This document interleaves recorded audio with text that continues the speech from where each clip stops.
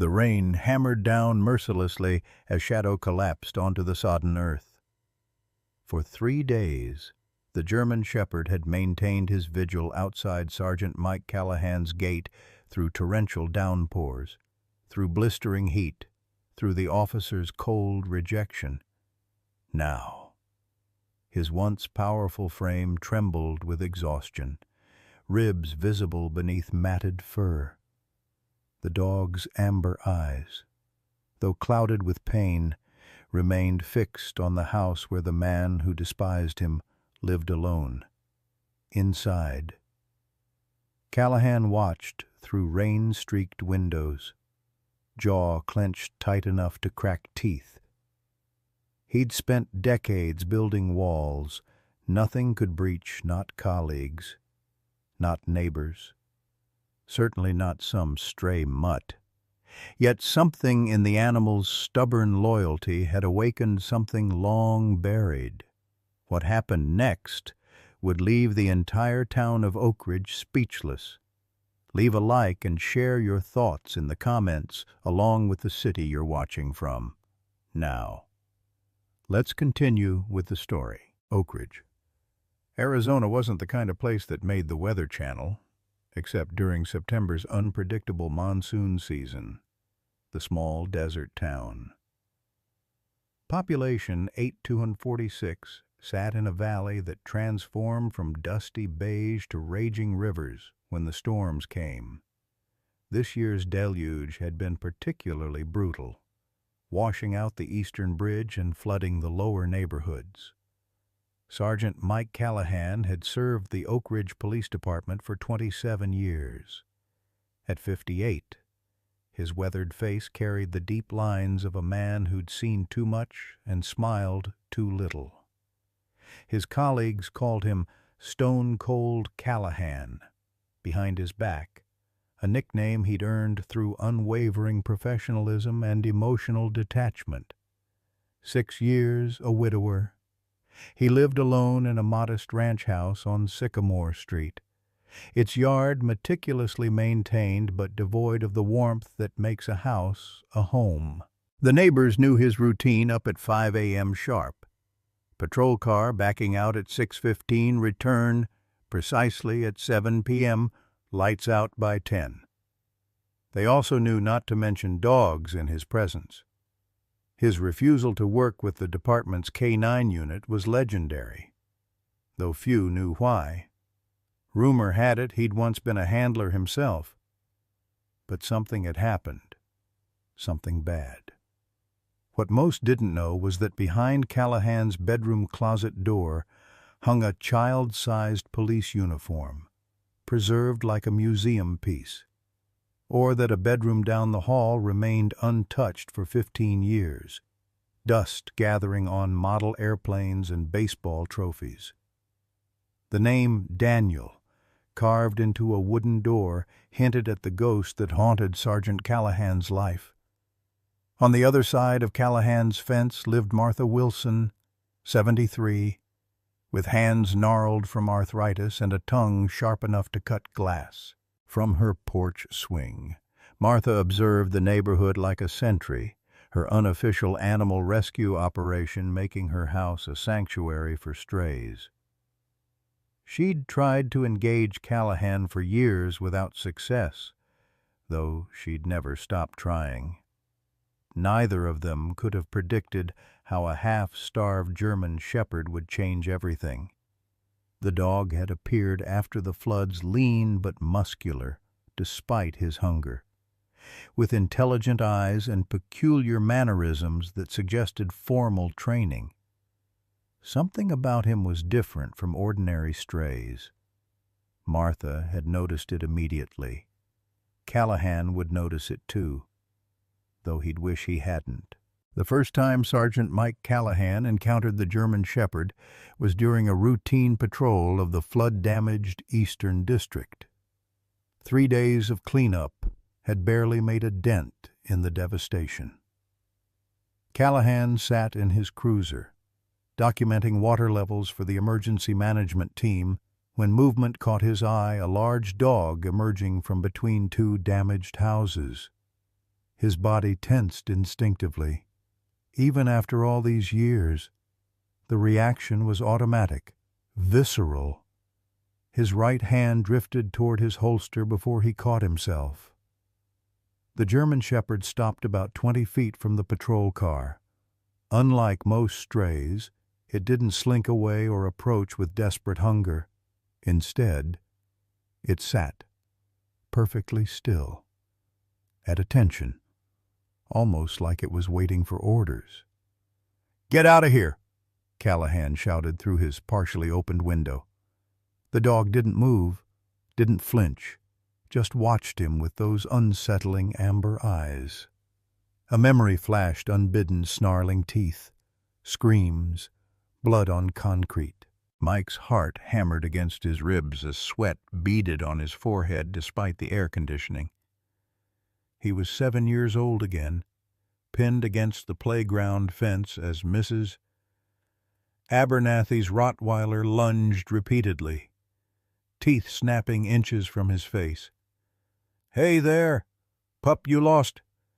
The voice of Officer Jenny Ramirez, new to the force, broke through his momentary paralysis.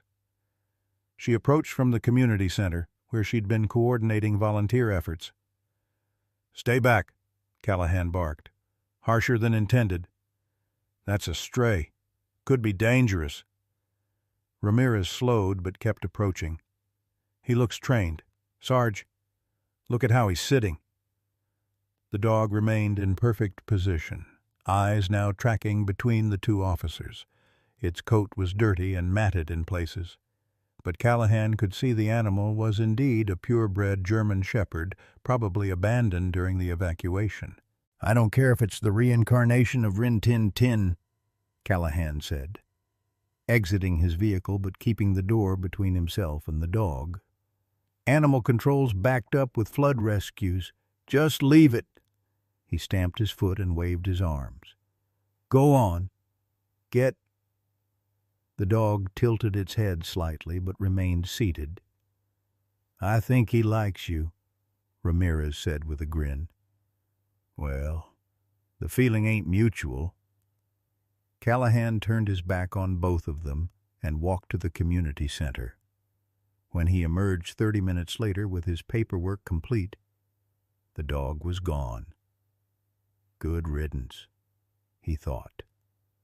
But as he drove back to the station, he spotted it in his rearview mirror, keeping pace about half a block behind his cruiser. Whenever he stopped at an intersection, the dog would sit, waiting patiently until he moved again.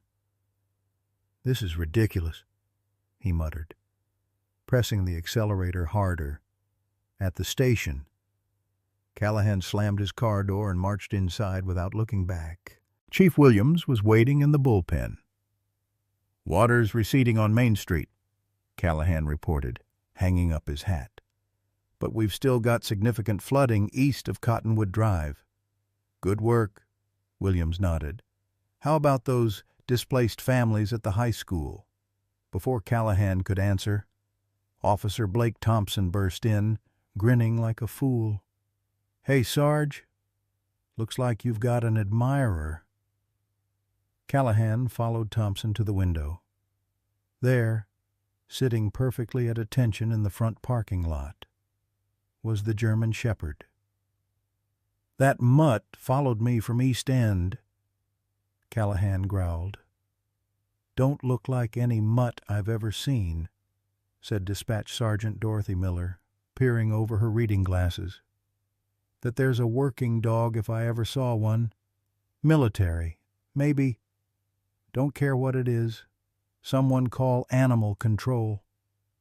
"They're still cleaning out the shelter from the flood," Thompson said. "Said they can't take any more until tomorrow at least." Throughout the afternoon, Callahan caught his colleagues sneaking out with water bowls and beef jerky. Each time, he scowled but said nothing. The dog accepted their offerings politely, but never moved from its post near the entrance. At precisely 6:30 p.m., Callahan emerged from the station, deliberately ignoring the dog as he walked to his cruiser. In his peripheral vision, he saw it stand and stretch. Sure enough, as he drove away, the German shepherd followed, maintaining that same respectful distance.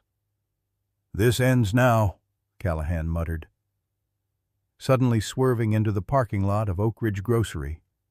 He killed the engine and waited until the dog approached the lot, then exploded from his vehicle. "Listen here," he shouted, pointing his finger at the startled animal. "I don't want you. I don't like you. I don't need you hanging around. Go find someone else to bother." Several shoppers turned to stare. Martha Wilson, emerging with her groceries, shook her head in disgust. "For heaven's sake, Michael Callahan, it's just a dog," she called. "And from the looks of him, one that's been through hell." "Stay out of this, Martha," Callahan warned. The dog had backed up several paces at Callahan's outburst but hadn't run. It sat again, head slightly lowered but eyes still fixed on him. "Fine. Have it your way." Callahan got back in his cruiser and drove home, taking 3 unnecessary detours and accelerating whenever he spotted the dog in his mirrors. At home, he slammed his front door and locked it firmly, drawing all the blinds before collapsing into his recliner. He didn't look outside again until after dinner, when he took his trash to the side yard. The German shepherd sat at his front gate as if it had been there all along. "You've got to be kidding me," Callahan muttered. He approached the fence, trash bag still in hand. "Shoo, go away." The dog stood, took 2 steps back, then sat again. "I said go." Callahan grabbed the garden hose and sprayed a jet of water toward the animal. The dog yelped once but stood its ground, water streaming from its already dirty coat. From next door, Martha's voice rang out. "Michael James Callahan, you stop that right this minute." Callahan dropped the hose, feeling sudden shame heating his neck. Without another word, he stormed back inside, slamming the door with enough force to rattle the windows. That night, he dreamed of Daniel for the first time in months. His 12-year-old son running ahead on a sunny day, turning to wave, his smile brighter than the Arizona sun. Then the dream shifted, as it always did, to screams and blood and helplessness. Callahan woke at 3 a.m., drenched in sweat. Through his bedroom window, he could see it had started to rain, a gentle patter that would soon become the heavy downpour the forecasters had predicted. Against his better judgment, he moved to the living room window and peered through the blinds. The German shepherd still sat at attention by his gate, rain already soaking through its fur. It wasn't seeking shelter, wasn't trying to dig under the fence, just sitting, watching, waiting, as if it had all the time in the world. "Stubborn damn animal," Callahan muttered, letting the blinds snap shut. "You'll be gone by morning." But even as he crawled back into bed, a strange, unwelcome feeling settled in his chest, something he hadn't felt in a very long time. Respect. The first light of dawn brought no relief from the rain. Callahan's alarm blared at 5 a.m. sharp, and he moved through his morning routine with mechanical precision coffee brewing, toast in the toaster, uniform pressed and ready. Only when he'd finished his breakfast did he allow himself a glance through the front window. The German shepherd remained at the gate, soaked to the bone. The animal sat in the same attentive posture, though Callahan could see subtle tremors running through its frame. Rainwater had created a muddy puddle beneath the dog, yet it made no attempt to seek higher ground or shelter. "Damn fool animal," Callahan muttered, dropping the curtain. As he knotted his tie, his eyes drifted to the single-framed photograph on his dresser Daniel at 10 years old, grinning broadly in an oversized police cap. His son had been obsessed with following in his footsteps, particularly after a school visit from the K-9 unit. Daniel had peppered the handlers with questions, begging Callahan to let him volunteer at the training center. "When you're older," Callahan had promised. A promise that would never be fulfilled. The memory sent a familiar pain through his chest. He turned the photo face down, as he sometimes did on particularly difficult mornings. Outside. Callahan opened his umbrella and walked briskly to his car, eyes fixed straight ahead. Still. He couldn't help but notice the dog tracking his movement, head turning steadily as Callahan passed. No barking, no whining, just that unwavering attention. "You won't be here when I get back," Callahan said aloud, more to convince himself than the dog. "Even you're not that stupid." Martha Wilson stood on her covered porch in a floral housecoat, arms crossed over her chest. "That poor creature's been there all night in this downpour," she called out. Callahan pretended not to hear, climbing into his cruiser. "At least leave some water for it." "Michael," Martha's voice carried through the rain, "have you no heart at all?" He drove away, windshield wipers fighting the deluge, the image of the sodden dog fading in his rearview mirror. At the station, the mood was subdued. The rain had intensified overnight, threatening areas that had been spared in the initial flooding. Callahan threw himself into work, volunteering for the worst assignments, checking riverbanks, coordinating with fire rescue, anything to keep his mind occupied. Around noon, Officer Thompson sidled up to him in the break room. "So, your shadow's still following you. Sarge?" "What?" "The German Shepherd. Jenkins drove by your place looking for you, said that dog still sitting at your gate. Hasn't moved an inch." Callahan grunted, pouring coffee with more force than necessary. "Must have really taken a shine to you," Thompson continued, oblivious to Callahan's darkening expression. "Weird thing is, Jenkins tried to give it some jerky, but it wouldn't take it. Just kept staring at your house." "It's just a stray," Callahan snapped. "It'll move on when it gets hungry enough."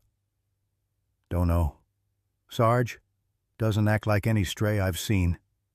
Before Callahan could respond, Chief Williams entered, shaking rainwater from his jacket. "Listen up, everyone. Just got word from Sheriff's Department that transport accident during the flash flood. Turns out they were moving 3 military working dogs from Davis-Monthan to the training facility in Phoenix." The room quieted. "Military dogs?" Thompson asked. "Highly trained German shepherds," Williams confirmed. "Air Force says they were being relocated when their transport got caught in the flash flood near Sycamore Creek. Handler survived, but the dogs were lost. They're asking all law enforcement to keep an eye out." Thompson looked meaningfully at Callahan, who avoided his gaze. "Any distinguishing features?" asked Officer Ramirez. "Military tattoo in the ear, apparently, and special training vests. Though those might have been lost in the flood." Williams pinned a notice to the bulletin board. "They're valuable animals trained for combat operations and search and rescue. Air Force wants them back ASAP." Throughout the afternoon, Callahan found his thoughts drifting to the dog at his gate. Could it be one of the missing military dogs, the intelligence in those amber eyes, the disciplined posture? It made a certain sense. Still, he reasoned, even if it was, that wasn't his problem. By shift's end, the rain had intensified to sheets of water that turned roads into rivers. Flash flood warnings blared from the station's emergency radio. Callahan drove home slowly, windshield wipers struggling against the torrent. As he turned onto Sycamore Street, his headlights caught the reflective eyes of the German shepherd still at his gate, still sitting at attention despite the punishing conditions. The dog looked markedly worse than that morning fur plastered to its frame, revealing a thinner body than Callahan had initially realized. Mud splattered up its legs and belly. He parked in his driveway and sat for a long moment, engine idling, wipers still slapping furiously against the windshield. From her porch, Martha Wilson watched, a yellow slicker protecting her from the elements. A large umbrella rested against her railing. Alongside what looked like a bowl of food, Callahan sighed, steeled himself, and exited his vehicle. The rain hit him like cold needles as he made his way to the gate, stopping a few feet from where the dog sat shivering. "You still here?" he asked gruffly. The dog's ears perked up slightly, but it maintained its position. "You know, normal dogs would have found shelter by now," Callahan said, feeling ridiculous for talking to the animal. "What's wrong with you, anyway?" Martha approached, holding the umbrella. "Been trying to give him shelter all day. Offered him food, too. Won't budge." "Not my problem," Callahan said, though with less conviction than before. "I rigged up a tarp over by the hedge," Martha continued, ignoring his comment. "Least the poor thing could get out of this rain, but he won't move unless you tell him to." "Me? Why would he listen to me?" "Because he's chosen you, you thick-headed fool." Martha thrust the umbrella at him. "Here, at least give him some cover while you convince him to use the shelter." Callahan hesitated, then took the umbrella. "This is ridiculous," he muttered, but moved closer to the gate. The dog's attention intensified, eyes fixed on Callahan's face. "Listen," Callahan said, feeling absurd. "There's shelter over there." He pointed to the blue tarp Martha had rigged between bushes. "Go on. Get under it." The dog followed his gesture but didn't move. "Go," Callahan pointed more emphatically. "Under the tarp. Now." To his surprise, the dog rose stiffly and limped to the makeshift shelter. It sat underneath, still facing Callahan's house, water dripping from its coat. "Well, I'll be," Martha said. "Told you he'd listen to you." Callahan handed back the umbrella and trudged to his front door, uncomfortably aware of the dog's eyes following him. Inside, he changed into dry clothes and poured himself 2 fingers of whiskey, which he drank standing at his kitchen window. From there, he could see the edge of the tarp and the German shepherd, which had crept back out to sit in the rain once more, eyes fixed on Callahan's house. "Unbelievable," he muttered. That night, sleep eluded him. The storm intensified, wind howling around the eaves as thunder cracked overhead. Every half hour, Callahan found himself at different windows, checking on the dog. Each time, he found it in the same position, sitting upright in the driving rain, seemingly impervious to the elements. Around midnight, during a particularly violent thunderclap, Callahan found himself on his front porch, watching as lightning illuminated the drenched animal. "You're going to die out here. You know that?" he called into the storm. "For what, I'm nobody to you." The dog's ears perked up at his voice, but it maintained its position. Back inside, Callahan pulled a box from his hall closet, one he hadn't opened in years. Inside were Daniel's things, carefully preserved. Photos, baseball cards, the junior deputy badge he'd been so proud of. Beneath these lay a faded photograph Callahan had almost forgotten Daniel at a police department open house, kneeling beside a German Shepherd puppy, face alight with joy. "This is Rex," Daniel had told everyone who would listen that day. "He's training to be a police dog. Dad says maybe I can help train dogs like him when I'm older." Callahan's throat tightened. He returned the photo to the box and closed it firmly, as if sealing away the memory itself. Outside, the rain continued to fall, and the dog continued its vigil. Morning broke with a fresh deluge that turned Callahan's front yard into a shallow pond. He'd barely slept, his dreams haunted by images of Daniel alternating with the rain-soaked German Shepherd. When his alarm blared at 5 a.m., he was already awake, staring at the ceiling. Callahan's first glance out the window confirmed what he already knew: the dog remained at its post, though its condition had deteriorated visibly.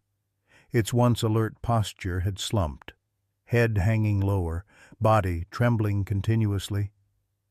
Yet still it sat facing his house, a picture of stubborn dedication that stirred something uncomfortable in Callahan's chest.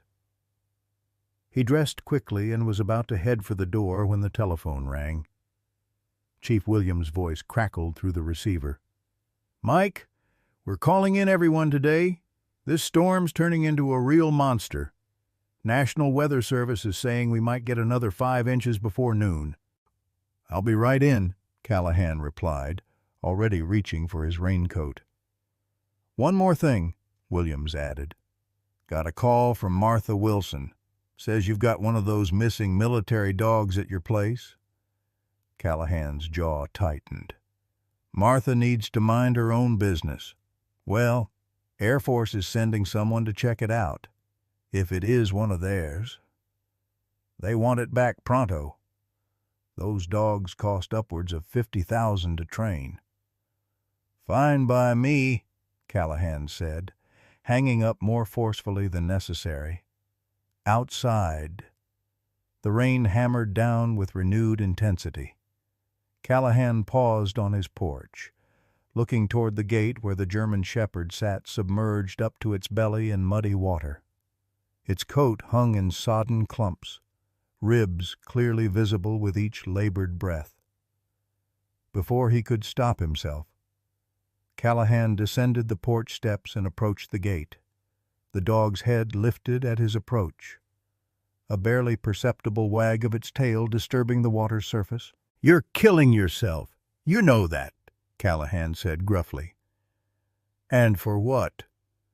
The dog stared back, amber eyes cloudy with exhaustion, but still focused entirely on him.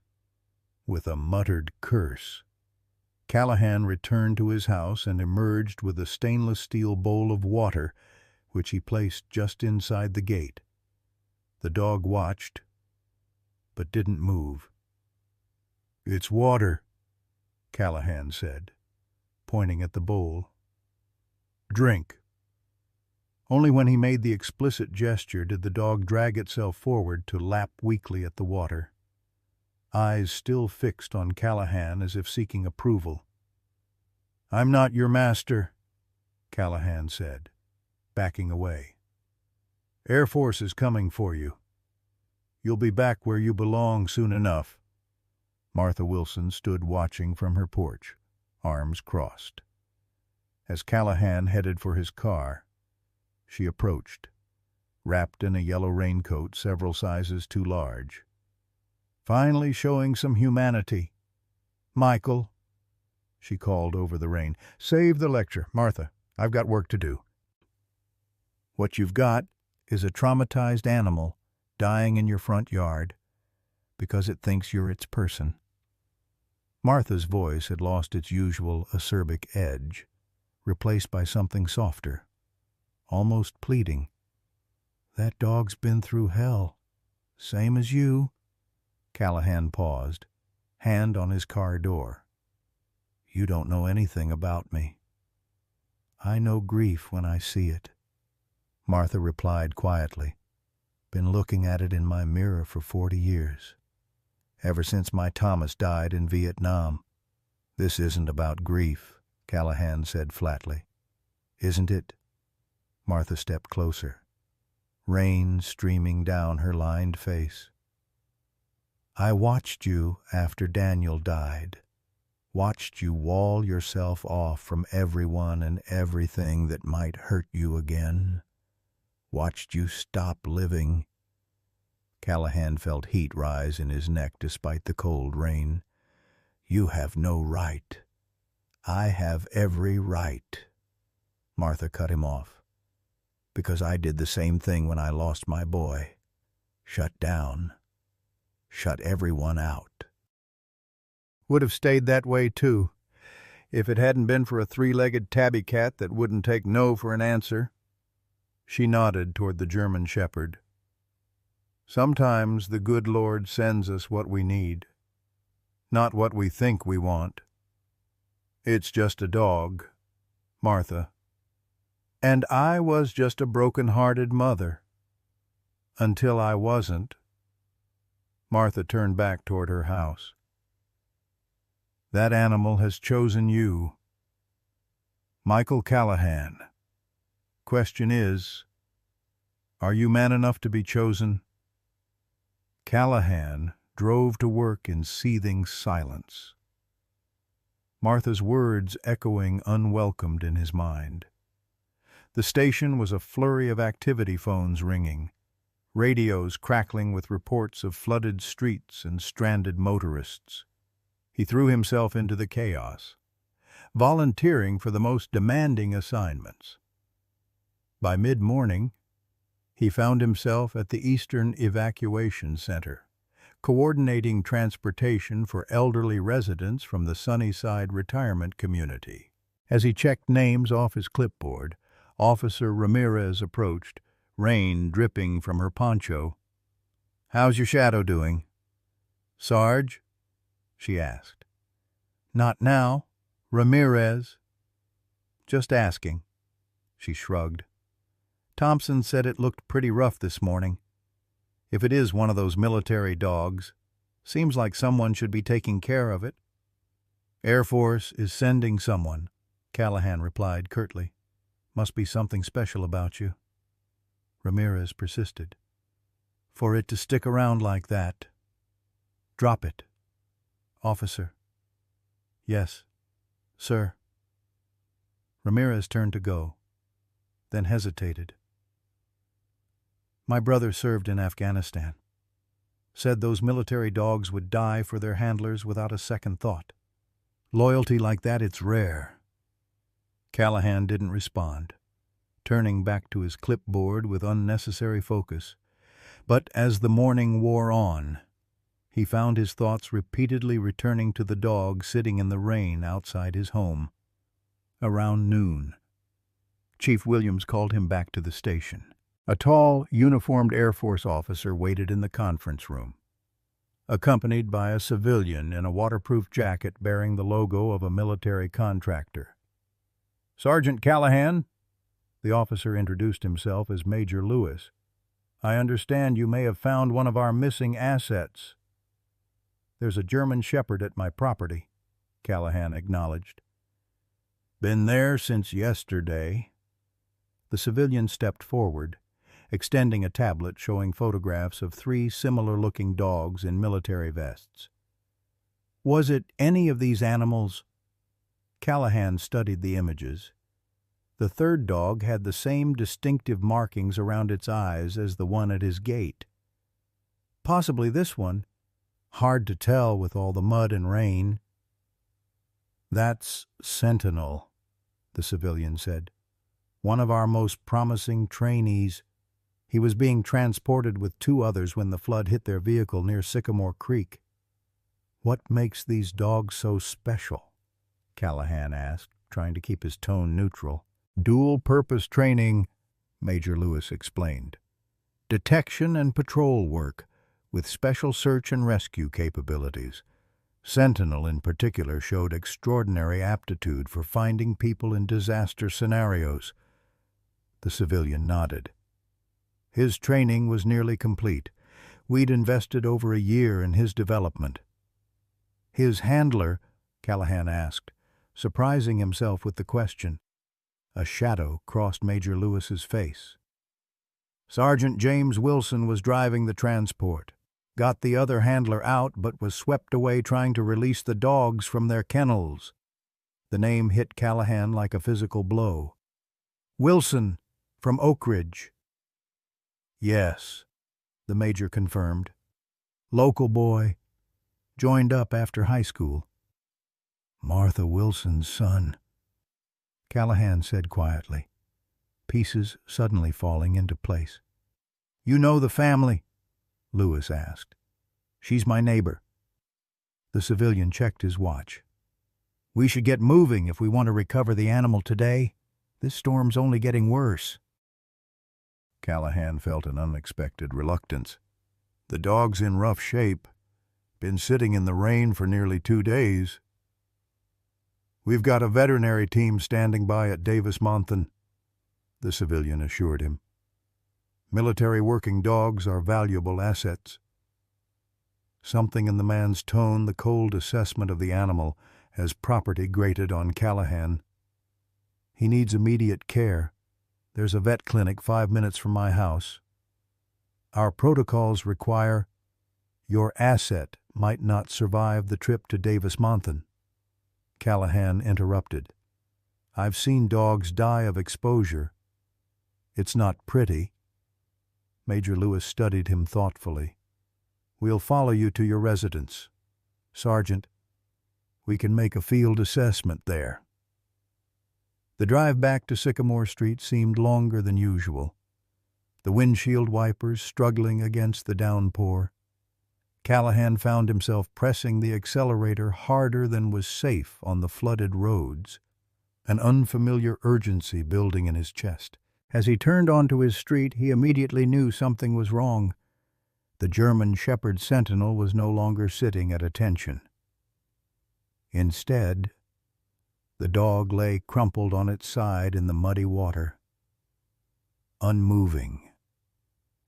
Callahan slammed on his brakes and was out of his vehicle before it had fully stopped, splashing through ankle-deep water toward the gate. Behind him, he heard the Air Force vehicle pull up, doors opening. Sentinel. The name left his lips without conscious thought as he reached the fallen animal. The dog's eyes fluttered open at the sound of Callahan's voice. A feeble attempt to lift its head, ending in failure. Its breathing came in shallow, rapid pants. He's in shock, the civilian contractor said, kneeling beside Callahan. Severe dehydration, hypothermia, probably exhaustion too. We need to get him to a vet, Callahan said, already removing his jacket to wrap around the trembling animal. Our transport's better equipped, the contractor began. There's no time, Callahan cut him off, gently sliding his arms beneath the dog's body. Oak Ridge Animal Hospital is 3 minutes from here. To his surprise, Major Lewis nodded. Do it. We'll follow. Sentinel felt alarmingly light in Callahan's arms, his once powerful frame reduced by hunger and exposure. As Callahan lifted him, the dog's head lolled against his chest, amber eyes finding his face. You're going to be okay, Callahan said quietly, carrying the dog to his cruiser's back seat. Hang in there, buddy. As he settled behind the wheel, a vivid memory surfaced carrying Daniel's broken body from the K-9 demonstration area, the boy's blood soaking through his uniform shirt, the crowd's screams echoing in his ears. He'd made the same promise then. You're gonna be okay. A promise he couldn't keep. The drive to Oak Ridge Animal Hospital passed in a blur. Twice. Callahan reached back to touch Sentinel's flank, reassuring himself the dog was still breathing. When they arrived, Dr. Eleanor Reed was waiting at the entrance, alerted by Callahan's radio call. "Severe exposure case," she confirmed after a quick examination on the treatment table. "I need to start IV fluids immediately. Temperature's dangerously low." "Do whatever's necessary," the Air Force major authorized. "Military working dog. High priority." "He hasn't eaten in at least 2 days," Callahan added. "Maybe longer." Dr. Reed worked efficiently, inserting an IV line while her technicians wrapped Sentinel in warming blankets. "What happened to him?" "Flash flood took out his transport," Major Lewis explained. "Been missing since Tuesday, and he's been sitting in the rain outside my house since yesterday morning," Callahan added, surprising himself with the note of guilt in his voice. Dr. Reed's eyebrows rose, but she kept working. "Any idea why?" "That's what I'd like to know," Callahan said, his eyes fixed on Sentinel's face. The dog's eyes had closed, his breathing gradually steadying as warm fluids entered his system. "Well, he's stable for now," Dr.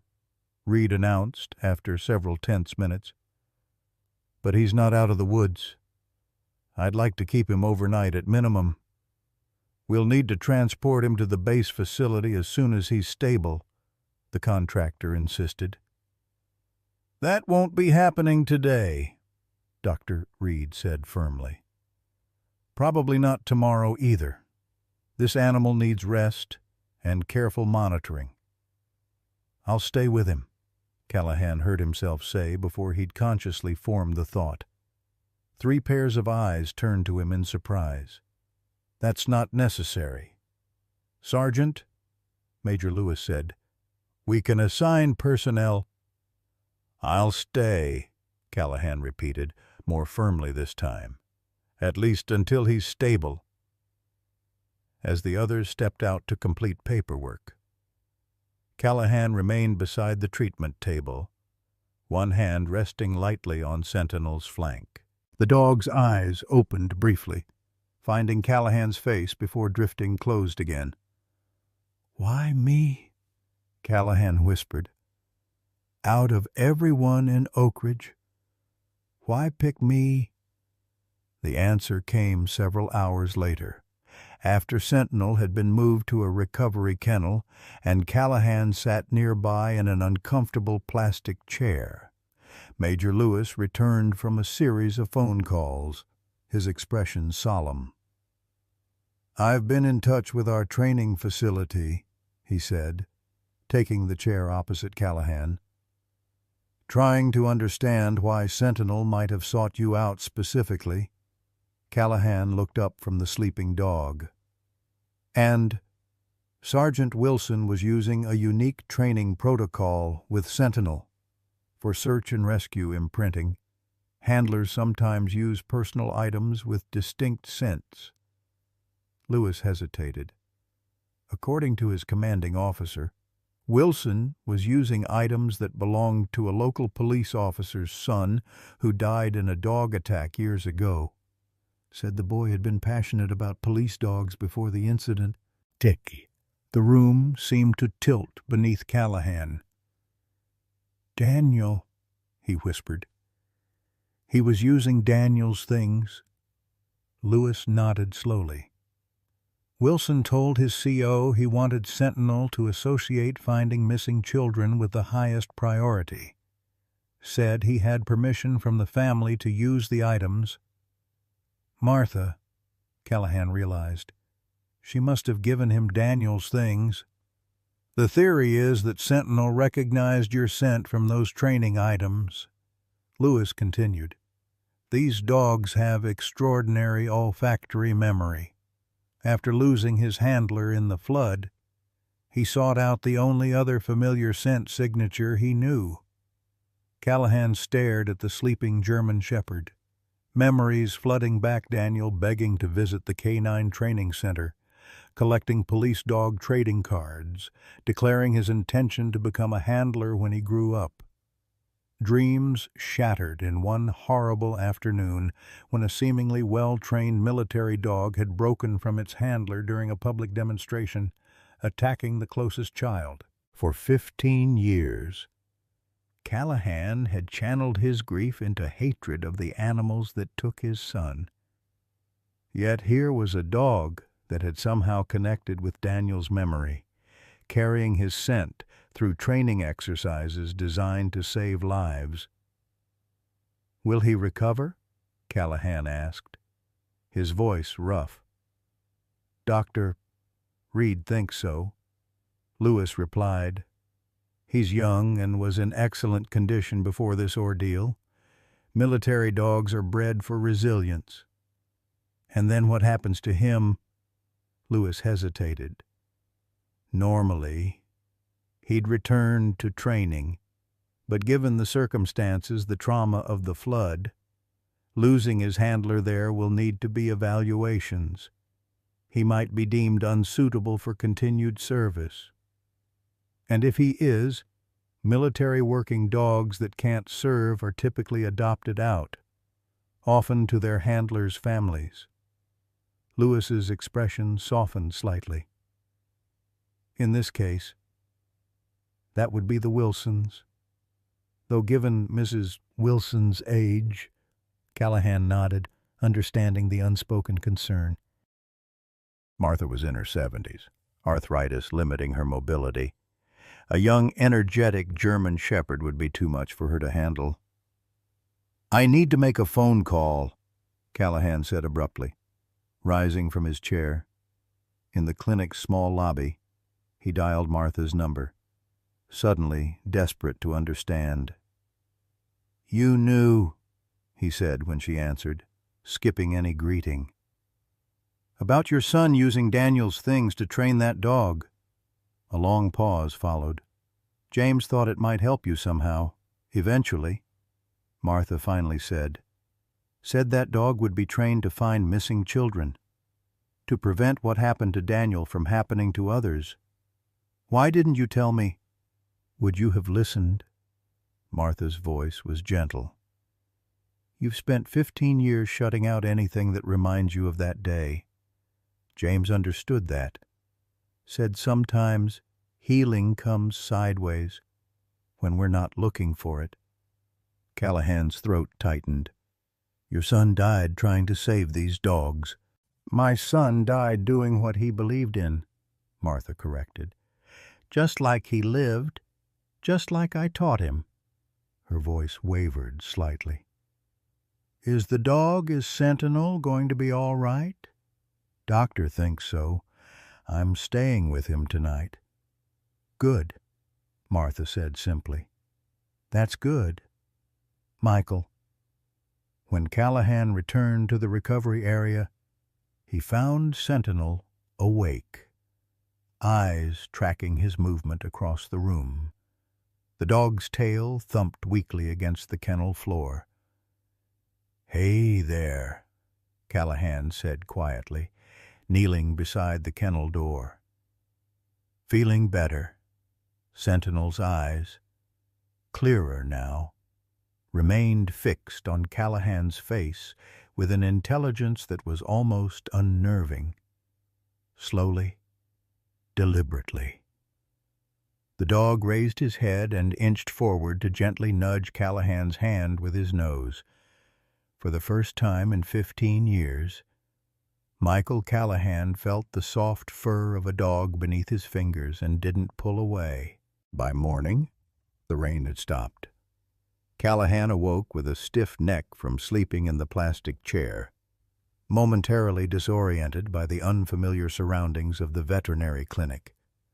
Sunlight streamed through the small window, casting a warm rectangle across Sentinel's kennel. The dog was already awake, sitting at attention despite his weakened state, When he saw Callahan stir, his tail thumped against the kennel floor in a steady rhythm. "Well, good morning to you, too," Callahan said gruffly, rolling his shoulders to work out the kinks. "Doctor," Reed entered, clipboard in hand, eyebrows rising at the sight of Callahan. "You actually stayed all night. Said I would, didn't I?" Callahan stood, wincing as his back protested. "Most people don't," she replied, opening the kennel to examine Sentinel. The dog submitted to her gentle probing but kept his eyes fixed on Callahan. "His vitals are much improved. Temperature's normal, heart rate steady. He's responding well to the antibiotics." "So he'll be okay, barring complications." Dr. Reed straightened, making notes on her clipboard. "He's severely malnourished, though. Must have been on his own for several days before finding you. I'd like to keep him one more day for observation and to get some more nutrition into him." Callahan nodded, surprising himself with his relief. "I need to check in at the station, but I'll be back. He'll be here." Dr. Reed hesitated, then added, "I've treated police dogs for 15 years. Sergeant Callahan. This one's special. The way he looks at you, that's rare." Outside, Callahan blinked in the harsh sunlight. The storm had passed, leaving Oak Ridge wrung out and steaming in the sudden heat, typical Arizona weather from flood to drought in hours. His uniform from yesterday was rumpled and stained with mud and dog hair. He'd need to go home and change before reporting to the station. The drive down Sycamore Street revealed the storm's aftermath. Debris littered front yards, and several trees had lost large branches. Water still pooled in low areas, though the worst of the flooding had receded. As Callahan pulled into his driveway, he found himself automatically glancing toward his front gate, half expecting to see Sentinel sitting there. Instead, he saw Martha Wilson struggling to drag a fallen branch from her driveway. Without thinking, he redirected his car to the curb in front of her house. "Let me get that," he called, jogging over to take the branch from her gnarled hands. "Well, look who's being neighborly," Martha said, though without her usual sharp edge. "How's our four-legged friend?" "Better. Doctor wants to keep him another day." Callahan dragged the heavy branch to the pile of storm debris at the edge of her property. "Why didn't you tell me about your son, about what he was doing with the dog?" Martha leaned on her cane, studying him with faded blue eyes. "Would it have mattered before now?" Callahan had no answer for that, after 15 years of deliberately avoiding anything to do with working dogs. Would he have listened, or would he have shut down the conversation before it began? As he had so many others, "I need to clean up and get to the station," he said instead. "Call me if you need help with anything else." Martha's knowing smile followed him across the street. At the station, the atmosphere was less frantic than the previous day, though still busy with post-storm operations. Chief Williams looked up from his desk as Callahan entered. "There he is. Heard you played hero for one of those missing military dogs." "Just took him to the vet," Callahan said, uncomfortable with the attention. "Any word on the other two?" Williams shook his head. "Still missing. Air Force has search teams out along the creek, but after this much time—" He left the implication hanging. "How's your rescue doing?" "Recovering. Should be released tomorrow." Callahan hesitated. "Chief, I'd like to take a personal day. First one in 3 years," he added, forestalling any objection. Williams studied him for a long moment, Something to do with the dog. Yes, Callahan admitted. Take two, William said, surprising him. God knows you've earned them. Just check in with dispatch periodically in case we have another emergency. Callahan nodded his thanks and headed back to his cruiser. Instead of going home, he found himself driving to the animal hospital again. Dr. Reed raised an eyebrow when he appeared barely 2 hours after leaving, but led him back to Sentinel's kennel without comment. The dog was sleeping, his massive head resting on outstretched paws. He looked more peaceful than Callahan had yet seen him, though still too thin, ribs visible beneath his drying coat. "Has he eaten?" Callahan asked. "A little?" "Not as much as I'd like." Dr. Reed handed him a small bowl of soft food. "Maybe he'll take it from you." As if on cue, Sentinel's eyes opened. Seeing Callahan, he raised his head, tail sweeping across the kennel floor. "Hey there," Callahan said, kneeling beside the kennel door. "Brought you some breakfast." He offered the bowl through the bars. Sentinel sniffed it, then looked at Callahan's face, as if waiting for permission. "Go ahead," Callahan said, making a small gesture with his free hand. "Eat." Only then did Sentinel begin to eat, slowly at first. Then, with increasing enthusiasm, Dr. Reed watched with professional interest. "He's waiting for your commands," she observed. "Classic military training. He won't eat, drink, or even move without authorization from his handler."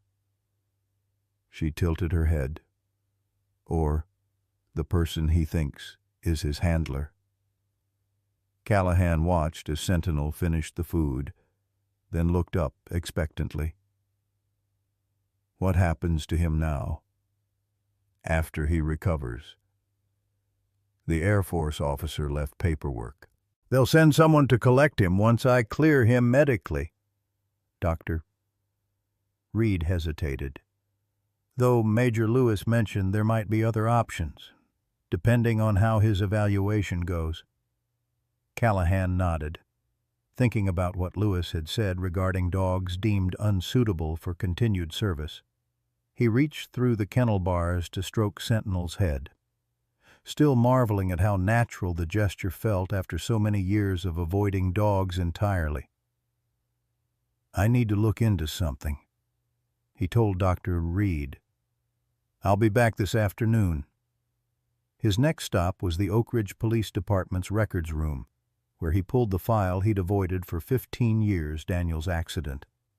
The manila folder was thicker than he remembered, filled with witness statements, medical reports, and photographs he couldn't bring himself to examine.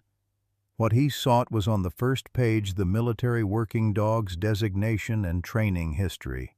The animal that attacked Daniel had been a Belgian Malinois named Cairo, trained for combat operations at a facility in Texas. Nothing to do with the program that had produced Sentinel. More importantly, buried in the investigation notes was the detail Callahan had blocked from his memory. The dog had been diagnosed with a brain tumor during its autopsy, explaining the uncharacteristic aggression. The animal hadn't been inherently dangerous, it had been sick, in pain, its behavior altered by disease. The realization didn't diminish the tragedy of Daniel's death, but it shifted something in Callahan's perception. His hatred of all working dogs had been misplaced. A convenient focus for grief, too, overwhelming to process directly. His phone rang, interrupting his thoughts. It was Major Lewis.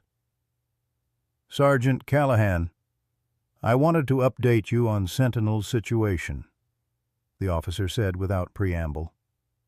"We've conducted a preliminary review based on the circumstances of his recovery, and Dr. Reed's initial assessment Callahan felt himself tense.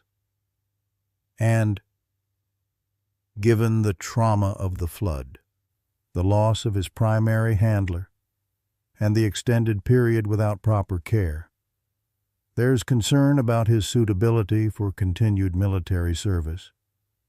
Lewis paused.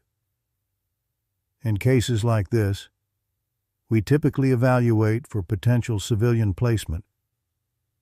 "You're retiring him," Callahan translated. "Potentially. It's not official yet, but I wanted you to know it's under consideration. Because of what happened to him, or because he sought me out?" Lewis's hesitation spoke volumes. Both factors are relevant. Military working dogs form intense bonds with their handlers. When that bond is broken traumatically, some never fully recover their training focus. Add to that his apparent fixation on you. "I see," Callahan said, a strange mix of emotions rising in his chest. "There's something else," Lewis continued. "We found Sergeant Wilson's personal effects in the recovered transport vehicle. Among them was a letter addressed to you, never mailed. Obviously. I'm having it sent to the station." After ending the call, Callahan sat motionless at the records desk, the open file before him momentarily forgotten. The possibility of Sentinel being retired and what that might mean stirred thoughts he wasn't ready to examine too closely. Instead, he gathered his files and drove to the animal hospital again. This time, Dr. Reed led him to an outdoor enclosure behind the clinic where Sentinel was being allowed supervised exercise. The transformation was remarkable. Though still thin, the dog moved with greater energy, alert to every sound and movement.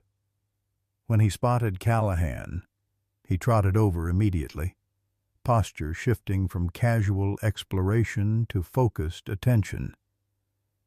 "He's doing much better," Dr. Reed observed. "I think he could be released tomorrow, provided he has proper care." Callahan knelt to Sentinel's level, allowing the dog to approach with gentle dignity. Sentinel pressed his muzzle into Callahan's outstretched hand, then sat, looking up at him with those intelligent amber eyes. "What do you think, boy?" Callahan asked quietly. "Ready to get out of here?" Sentinel's ears perked forward at the question, head tilting slightly as if genuinely considering the query. "I've never seen a dog like him," Dr. Reed commented. "The intelligence, the focus, it's exceptional even for a military working dog. His trainer was using my son's personal items during his search and rescue training," Callahan said, the words coming easier than he expected. "That's why he sought me out after the flood. He recognized my scent." Dr. Reed's expression softened with understanding. "Sometimes the universe works in mysterious ways, Sergeant Callahan." Callahan spent the next hour in the exercise yard with Sentinel, watching as the dog gradually relaxed his military bearing, revealing glimpses of playfulness despite his weakened condition. At one point, Sentinel found a tennis ball and brought it to Callahan, dropping it at his feet with an expectant look. "You want to play?" "Huh." Callahan tossed the ball gently across the yard, mindful of the dog's recovery. Sentinel retrieved it with surprising speed, returning it precisely to Callahan's hand. They continued this exchange until Dr. Reed insisted Sentinel needed to rest. "I'll be back tomorrow morning," Callahan promised as Sentinel was led back to his kennel. "First thing." As he drove home in the gathering dusk, Callahan found himself making mental notes of things he would need dog food. Bowls, a bed. He caught himself mid-thought, realizing he'd already made a decision he hadn't consciously acknowledged. At home, he walked through his quiet house with new eyes, seeing it as Sentinel might. The spare bedroom that had gathered dust for years, the fenced backyard, unused since he'd stopped hosting department barbecues after Daniel's death, the empty spaces that had reflected his solitary existence for so long. Tomorrow would bring decisions and changes. Tonight, for the first time in 15 years, Michael Callahan found himself looking forward to the morning. The letter from James Wilson arrived at the station early the next morning, delivered by an Air Force courier in a plain manila envelope. Callahan stared at it for a long moment before slipping it into his pocket. Unopened. Whatever Wilson had wanted to tell him would have to wait a little longer. His priority now was bringing Sentinel home. He'd spent the previous evening clearing out the spare room, purchasing supplies from the pet store on Main Street, ignoring the shocked looks from townspeople who knew his history, and even fixing a loose section of his backyard fence. After 15 years of keeping his home as unchanging as a museum, the activity felt strangely liberating. The morning dawned clear and hot, the Arizona sun already baking the flood-dampened earth into a steamy haze by 8 a.m. Callahan arrived at the animal hospital just as Dr. Reed was unlocking the front doors. "Someone's eager," she commented with a small smile. "He's already had breakfast and a morning checkup. All vitals normal. I've prepared his discharge papers and medication instructions." Sentinel was waiting in the examination room, sitting at perfect attention. When Callahan entered, the dog's entire demeanor changed. His tail swept the floor in a rhythmic wave, and his ears perked forward with unmistakable recognition. "Hey there," Callahan said, kneeling to the dog's level. "Ready to go home." The word home seemed to resonate with Sentinel. He stood, moving forward to press his muzzle gently against Callahan's hand. "Doctor." Reed reviewed the aftercare instructions: antibiotics twice daily, special high-calorie food until he regained weight, limited exercise for the first week, and a follow-up appointment in 7 days. Callahan listened attentively, mentally cataloging each requirement. "The Air Force left his service vest and paperwork," she added, handing over a canvas bag. "Major Lewis called this morning. Said the retirement paperwork is being processed, but he's officially released to your care in the meantime." "Thank you," Callahan said, surprised by the emotion thickening his voice.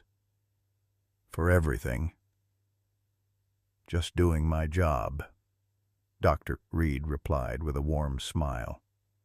"Though I'll admit, it's not every day I get to witness something like this. You two found each other for a reason, I think."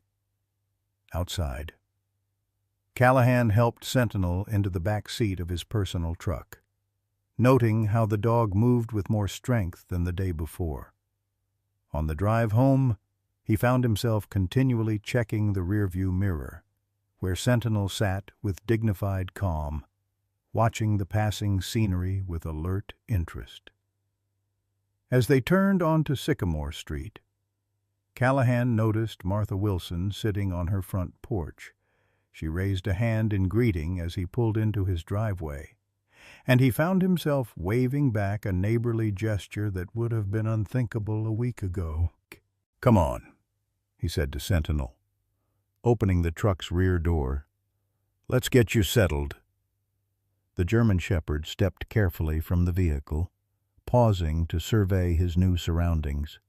His gaze moved methodically from the house to the yard to the street beyond, ears swiveling to capture every sound.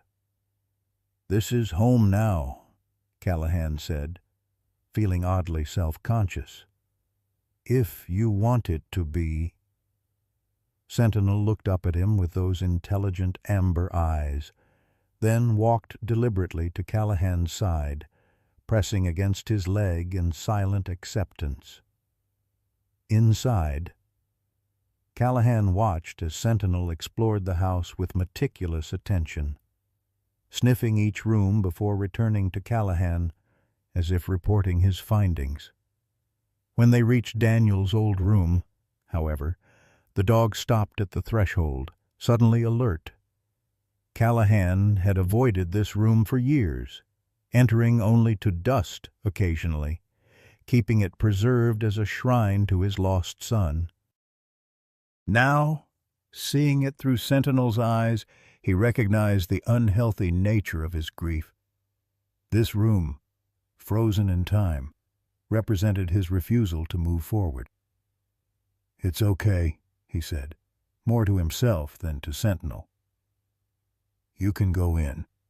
The German shepherd entered cautiously, nose working overtime as he detected the lingering scents of a boy long gone. He circled the room slowly, pausing at the bed, the bookshelf, the desk with its collection of model planes.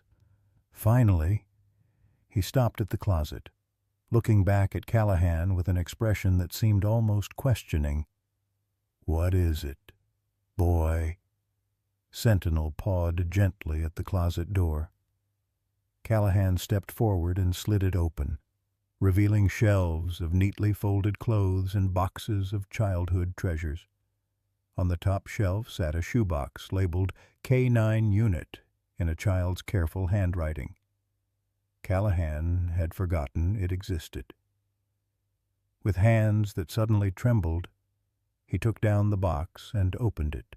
Inside were newspaper clippings about police dogs, trading cards featuring famous K9 officers, and a small photo album. Callahan opened the album to find pictures of Daniel at various police department events, always gravitating toward the working dogs, his face alight with joy. "He loved them," Callahan said softly, the realization washing over him anew. He never got the chance to follow that dream. Sentinel sat beside him, watching intently as Callahan turned the pages. When a small object fell from between the photos, the dog's attention immediately fixed on it. A weathered dog tag, engraved with the name Rex and a police badge number. The demonstration dog. Callahan remembered aloud. The handler let him keep this after that school visit. As Sentinel continued to stare at the tag, a strange intuition prompted Callahan to hold it out. "Is this what you're looking for?" The German shepherd sniffed the tag carefully, then looked up at Callahan with such focused intensity that a chill ran down his spine. It was almost as if Sentinel recognized the object, though that was impossible. "Did James use this for your training?" Callahan wondered aloud, remembering what Major Lewis had said about scent imprinting. The moment was interrupted by a knock at the front door. Callahan tucked the dog tag into his pocket and went to answer it. Sentinel, following close behind, Martha Wilson stood on his porch, leaning on her cane. "Thought I'd come meet your new housemate properly," she said without preamble. "Martha," Callahan began, suddenly aware of how much remained unsaid between them. "Save it," she interrupted, though gently. "Some things don't need saying." Her eyes moved to Sentinel, who had positioned himself at Callahan's side. "My word, he looks just like the dogs James worked with." "He was trained by your son," Callahan said. "That's why he came here, to my house. James used Daniel's things during his training." Martha's eyes welled with tears. "My boy always was clever that way. Said sometimes healing comes at you sideways." She took a hesitant step forward. "May I?" Callahan nodded, and Martha extended a gnarled hand to Sentinel, who sniffed it politely before allowing her to stroke his head. "He would have been pleased," she said softly. "James, I mean, to see something good come from—" She didn't finish the sentence. "Would you like to come in?" Callahan offered, surprising himself. "I've got coffee on." Martha looked equally surprised, but nodded. "I'd like that. Michael. Been waiting 15 years for you to ask." As they turned to enter the house, a sudden sharp crack echoed from the direction of the creek, the sound of waterlogged wood giving way. Sentinel's head snapped up, ears forward, body instantly alert. Before either human could react, the sound came again, followed by frightened shouts. Sentinel bolted, pushing past them with unexpected strength, leaping from the porch and racing toward the source of the distress. "Sentinel!" Callahan called, but the dog was already halfway down the street, moving with purpose despite his weakened condition. "What in heaven's name—" Martha began. "The creek bank must have collapsed," Callahan said, already moving to follow. "Someone's in trouble." What happened next would test everything Callahan's newfound connection with Sentinel, his ability to face his deepest fears, and whether 15 years of grief could truly begin to heal in the space of a few extraordinary days. Callahan sprinted after Sentinel, his police training kicking in despite his years behind a desk. Martha called after him, but her words were lost as he rounded the corner toward Sycamore Creek. The normally placid waterway had transformed during the recent storms, swollen beyond its banks and churning with debris carried downstream from the mountains. Ahead, Sentinel's tan and black form moved with single-minded purpose, his weakened condition seemingly forgotten as he raced toward the creek's edge. Callahan could now see what had drawn the dog's attention. A section of the bank had collapsed, taking with it part of the wooden observation deck popular with local fishermen. 2 children clung to the splintered remains, their small bodies already half submerged in the rushing water. "Help!" a woman screamed from the shore, held back by another adult as she tried to reach the children. "My babies. Please, someone help them." Callahan grabbed his phone, thumbing the emergency contact for dispatch even as he continued running. "This is Callahan. Water rescue needed at Sycamore Creek Bridge. 2 children in the water. Hurry." By the time he reached the scene, Sentinel was already at the water's edge, barking commandingly at the children, who appeared to be around 8 or 9 years old, a boy and a girl, possibly twins. "Hold on," Callahan shouted to them. "Help is coming." But even as the words left his mouth, he could see the precarious wooden structure shifting, threatening to collapse entirely under the pressure of the current. The nearest fire station was at least 10 minutes away. The children didn't have that long. Without conscious thought, Callahan kicked off his shoes and waded into the creek. The cold water shocked him, still frigid from mountain runoff despite the hot morning sun. The current pulled at his legs with frightening strength as he moved deeper.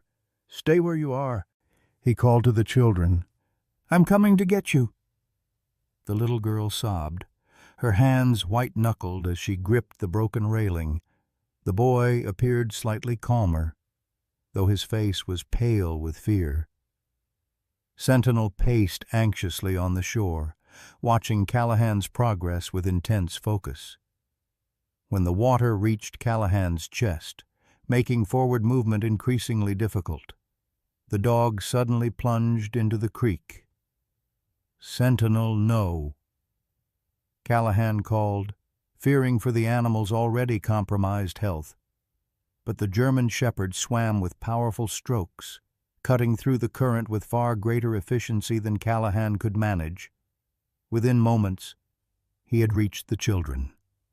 To Callahan's amazement, Sentinel didn't try to pull the children from their precarious perch.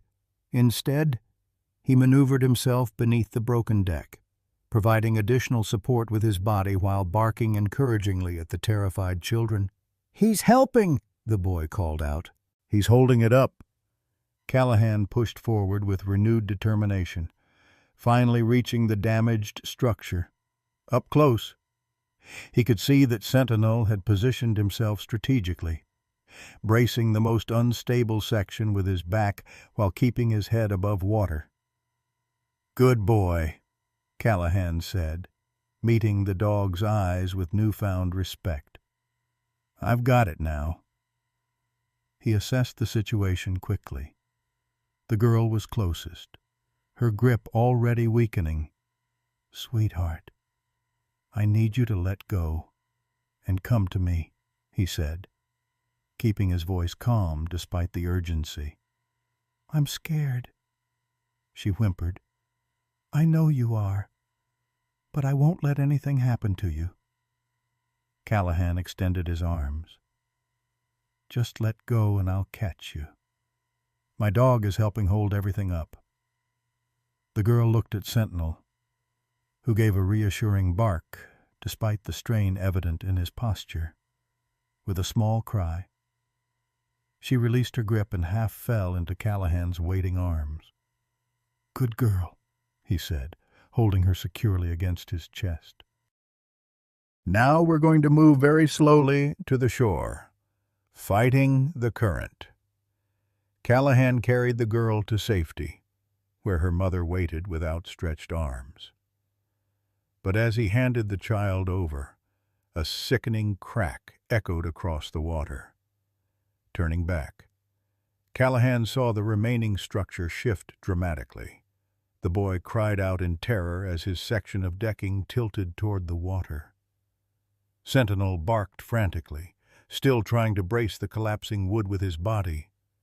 Without hesitation, Callahan plunged back into the creek.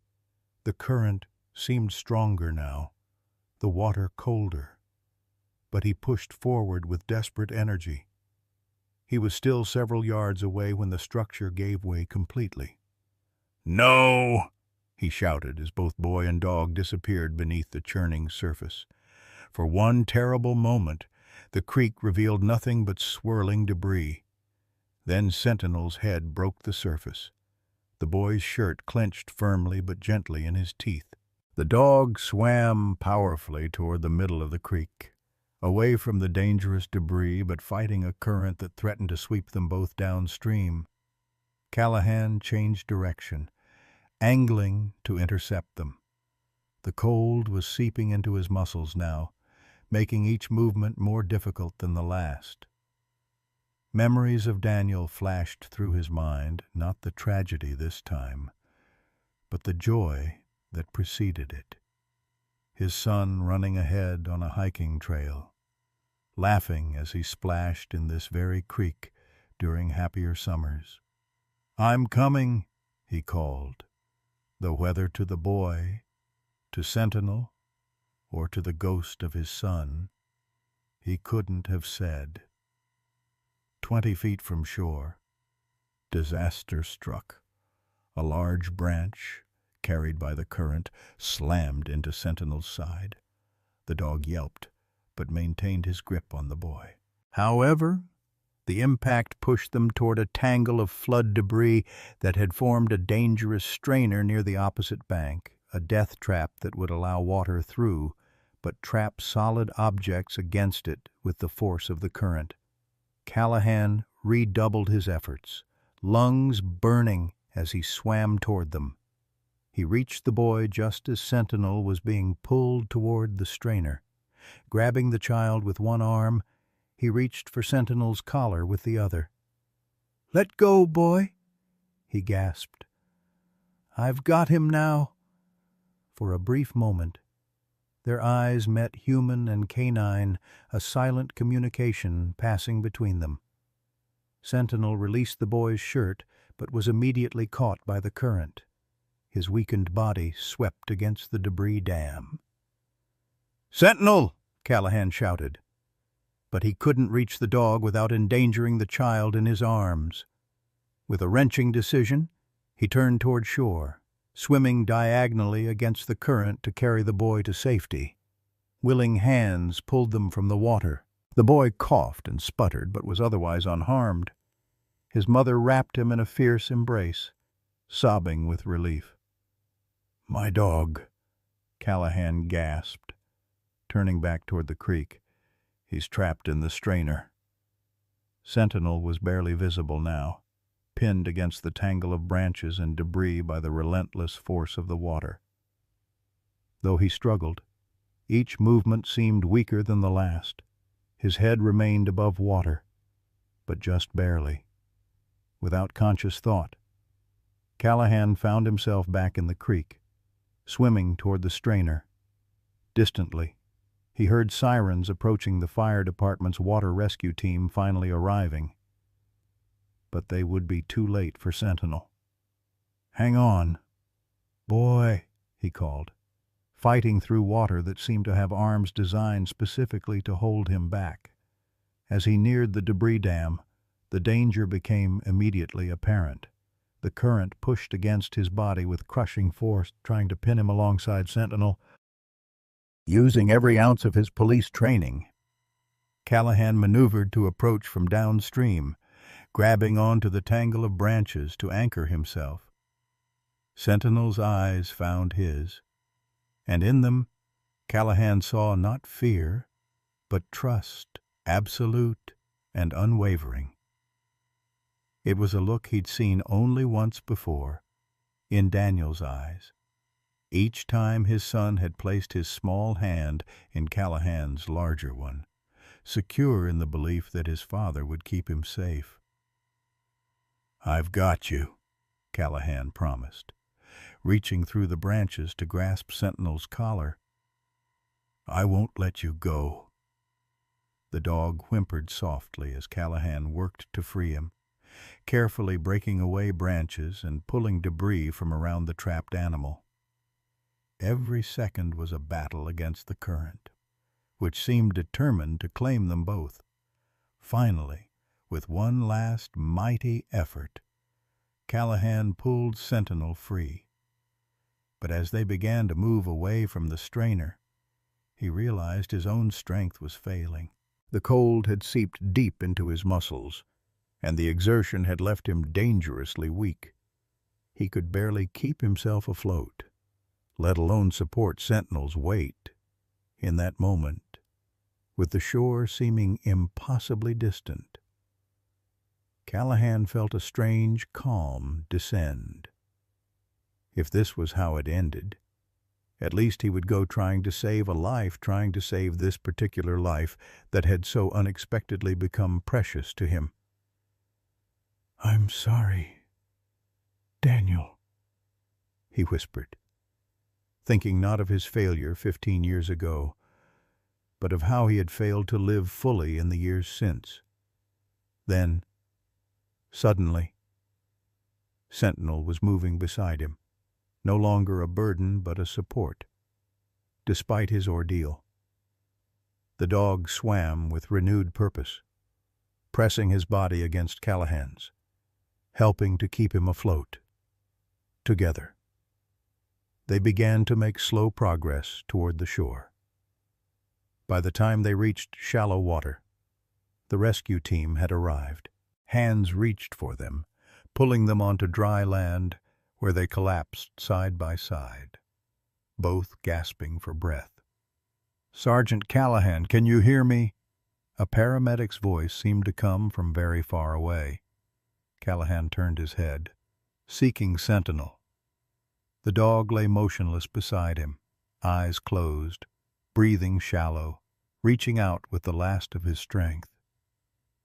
Callahan placed his hand on the wet fur of Sentinel's neck.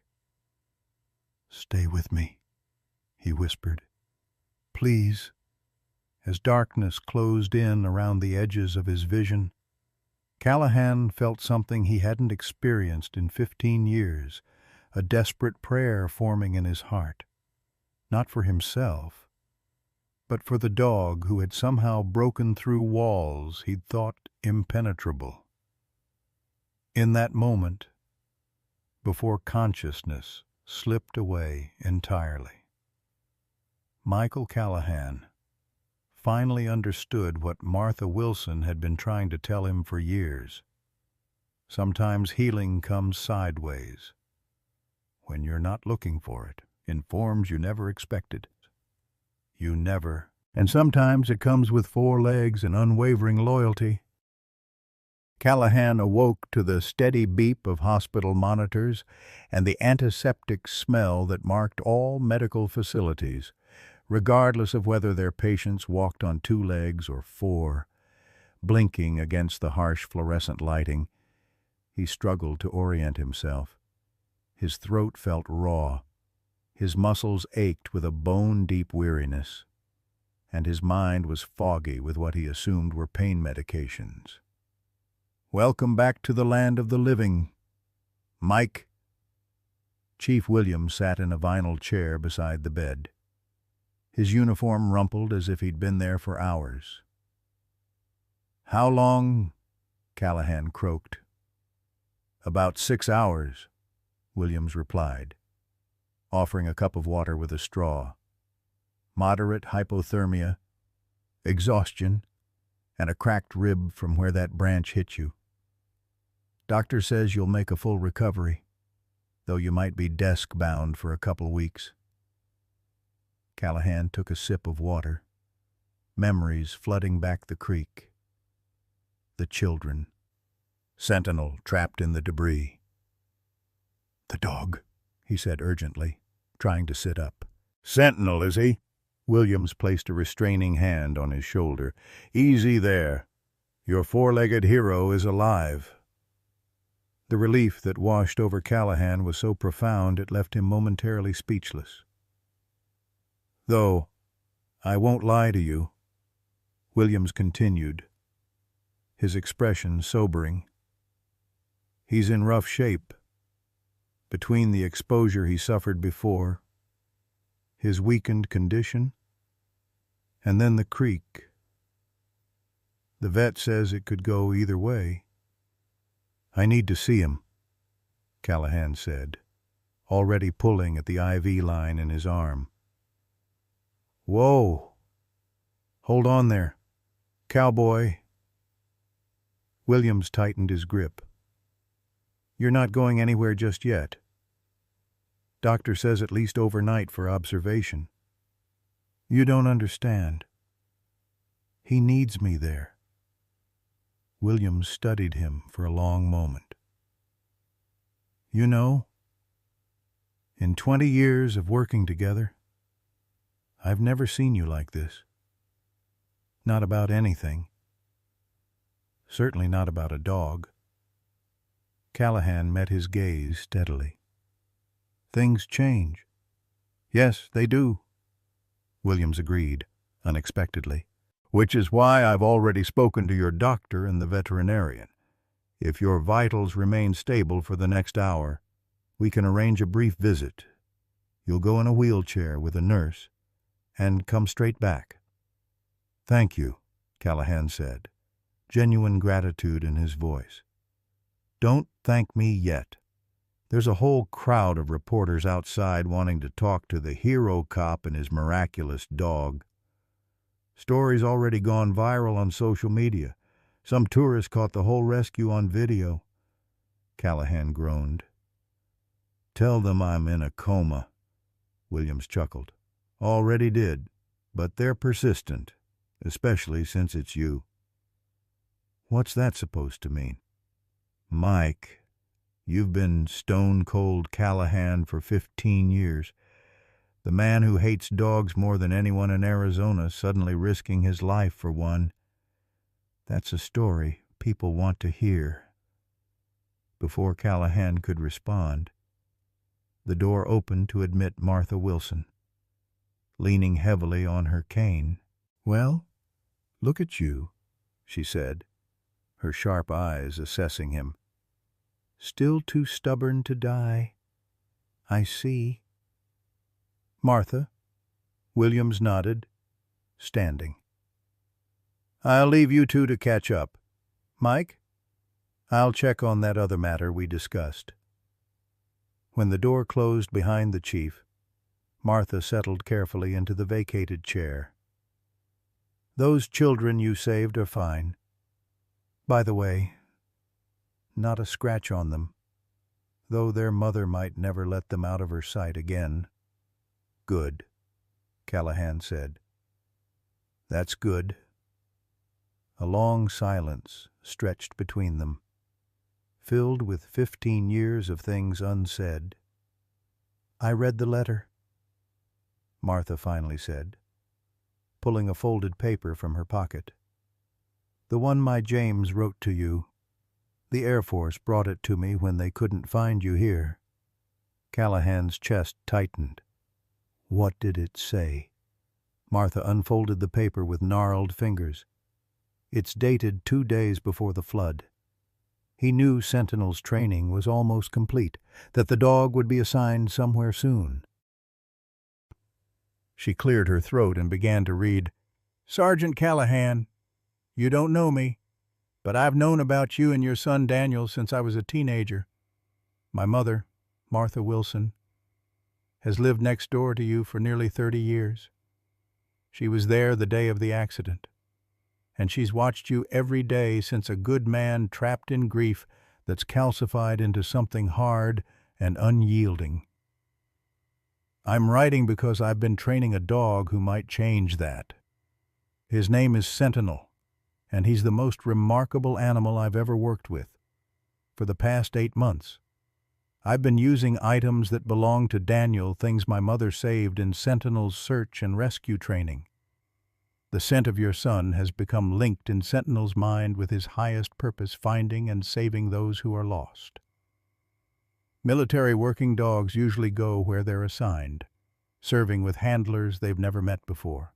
But occasionally, very occasionally, a dog chooses its person a connection so strong that breaking it would damage the animal's ability to work effectively. I believe Sentinel has formed such a connection, not with me, but with the scent of your family, with Daniel's memory, and by extension, with you. By the time you receive this letter, Sentinel will be transferred to his permanent assignment. But I wanted you to know that somewhere in this world, your son's memory is being honored in the most fitting way I could imagine through a dog dedicated to saving others from the fate Daniel suffered. Perhaps someday, if the universe aligns just right, you might even meet him. With deepest respect, James Wilson, USAF K-9 Division. Martha refolded the letter, her eyes bright with unshed tears. He didn't know it would happen like this. Of course, the flood, his death, Sentinel finding you. But James always did have a sense about these things. Callahan swallowed against the tightness in his throat. "I need to see him. Martha, Sentinel. They say he might not make it." "I know," she said gently. "That's why I brought this." From her large handbag, she withdrew Daniel's dog tag, the one Callahan had found in the shoebox. James used this more than anything else in Sentinel's training. Said the dog responded to it like nothing he'd ever seen. She pressed the metal tag into Callahan's palm. "Healing comes in the strangest packages. Michael, sometimes it's a letter never meant to be delivered. Sometimes it's a neighbor who never stops trying. And sometimes it's a stubborn dog who sits in the rain for 3 days." Callahan finished, closing his fingers around the tag. Martha smiled, the lines in her face softening. "Exactly." 1 hour later, true to his word, Chief Williams returned with a wheelchair and a nurse. Together, they helped Callahan navigate the short journey to the veterinary clinic connected to the hospital, a trip that felt longer than any he'd ever taken. Dr. Reed met them at the entrance, her expression carefully professional. "He's stable, but critical," she said without preamble. "The next 24 hours will be decisive." She led them to a quiet room in the back, where Sentinel lay on a padded table, an IV in his foreleg, an oxygen mask fitted over his muzzle. Monitors beeped softly, tracking his vital signs. His powerful body, so recently strong enough to save 2 children and a grown man, looked diminished somehow, vulnerable in a way that pierced Callahan's heart. "Can I touch him?" he asked. "Doctor," Reed nodded. "Talk to him, too. He might be able to hear you." The nurse wheeled Callahan to Sentinel's side. With gentle fingers, he stroked the dog's head, felt the soft fur of his ears, traced the distinctive markings around his eyes. "Hey there, buddy," he said softly. "I hear you're giving these folks some trouble." Beneath his hand, he felt the slightest shift, Sentinel's ear twitching at the sound of his voice. "That's it," Callahan encouraged. "I'm right here. Not going anywhere." He opened his palm, revealing Daniel's dog tag. Carefully, he placed it where Sentinel could catch its scent. "I brought something for you. Something familiar." The effect was immediate and astonishing. Sentinel's nostrils flared, his breathing quickened, and his eyes, those intelligent amber eyes, fluttered open, focusing with visible effort on Callahan's face. "Well, I'll be damned," Dr. Reed breathed. Callahan leaned closer, heedless of his own pain. "That's it, boy.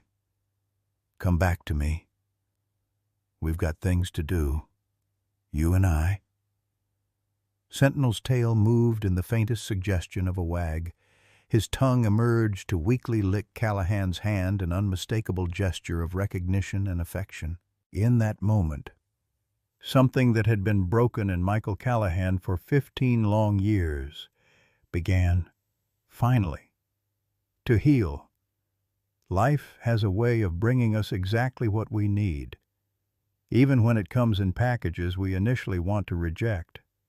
For Sergeant Callahan, healing arrived in the form of a loyal German shepherd who refused to give up on him, despite being turned away in the pouring rain. We've all built walls after tragedy struck, walls we believed would protect us from further pain. But those same walls often keep out the very love and connection we desperately need. Sometimes it takes a silent sentinel, patiently waiting through our storms, to show us what true loyalty looks like. Martha Wilson understood this truth. Healing comes sideways when we're not looking for it. Whether you've lost a child, a spouse, or pieces of yourself along life's difficult journey, remember that second chances often arrive in unexpected forms. They require courage to accept the courage to open a door we've kept locked for years, to extend a hand to someone or something that might help us carry our burden. In those moments when we finally lower our defenses and allow ourselves to be chosen, we discover that what we thought was the end of our story was merely the beginning of a new chapter.